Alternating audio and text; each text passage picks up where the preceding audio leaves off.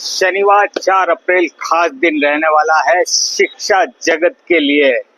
और यह खास दिन इसलिए होने वाला है क्योंकि एक तरफ पंजाब के राज्यपाल गुलाब चंद कटारिया तो दूसरी तरफ राजस्थान विधानसभा के अध्यक्ष रहे डॉक्टर सीपी जोशी जी आज दोनों ही एक मंच पर आने वाले हैं। और दोनों की खासियत यह रही है कि दोनों ही राज्य के शिक्षा मंत्री रहे हैं। अब विचारधारा देखी जाए तो दोनों की अलग अलग है, लेकिन जब दोनों ही एक मंच पर होंगे तो शिक्षा जगत को निश्चित रूप से नया आधार मिलने वाला है। और 50 वर्ष पुरानी संस्था ने जो जिम्मा उठाया है, यानी कि चुनौती भी है कि दो विपरीत विचारधारा के लोग एक मंच पर होंगे तो निश्चित रूप से ऐसा मंथन होगा कि शिक्षा जगत के लिए यह मील का पत्थर साबित होगा। तो दोस्तों इंतजार करते हैं 4 अप्रैल शनिवार को, जब राज्य के दो पूर्व शिक्षा मंत्री एक मंच पर होंगे। ये हमारे स्वर्गीय पन्नालाल जी का जो चल रहा है इनका शताब्दी समारोह, उसमें ये व्याख्यान माला में एक व्याख्यान पहले हम कर चुके हैं, दूसरी व्याख्यान और हमारा ये उद्देश्य था कि शिक्षा से जुड़े हुए व्यक्ति इसमें आएँ। तो ये हमारे लिए बड़ा उचित रहा कि गुलाब चंद जी कटारिया भी शिक्षा मंत्री रहे और सीपी जोशी भी शिक्षा मंत्री रहे। तो निश्चित तौर पर विचारधारा कोई भी हो, कम से कम शिक्षा के मामले में तो इनके व्यूज़ एक जैसे होने चाहिए।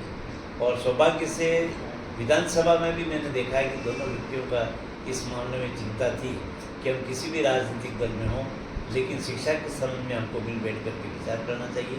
क्योंकि इस देश में स्वतंत्रता प्राप्ति के बाद जितने प्रयोग शिक्षा में हुए हैं उतने प्रयोग कहीं हुए नहीं, और हम ज्यों के त्यों वहीं के वहीं खड़े हुए। हम मार्किंग करते हुए मूड पे एक चौराहे पे खड़े, हमें पता नहीं लग रहा है कि शिक्षक की क्या भूमिका होनी चाहिए। और जितना शिक्षक का शोषण हुआ है चाहे कोई भी काम करवाने के लिए, इससे आज देश में शिक्षा की बहुत प्रगति है।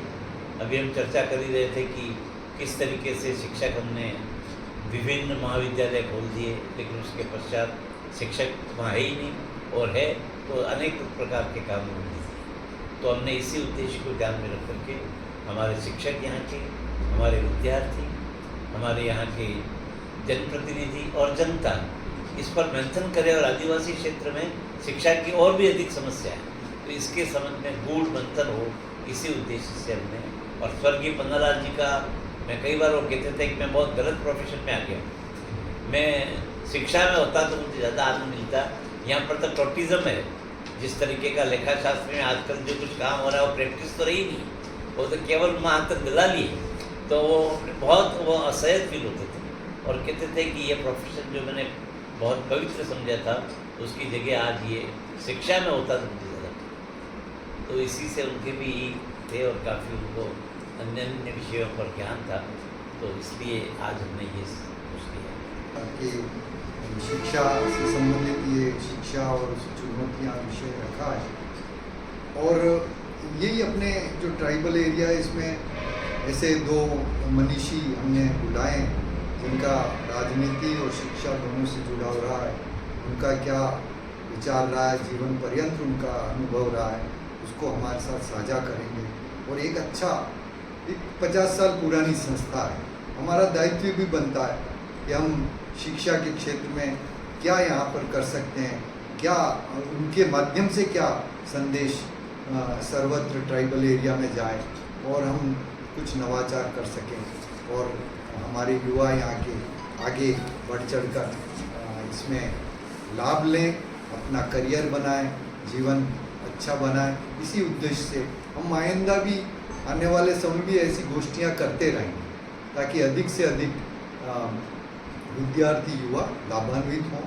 और हमारे शिक्षाविद हैं या शिक्षक हैं, उनको भी हम बार बार बुलाएंगे, वो भी अपने ज्ञान को अपडेट करें और ऐसी गोष्ठियों का लाभ उठाएं। यही हमारा उद्देश्य है।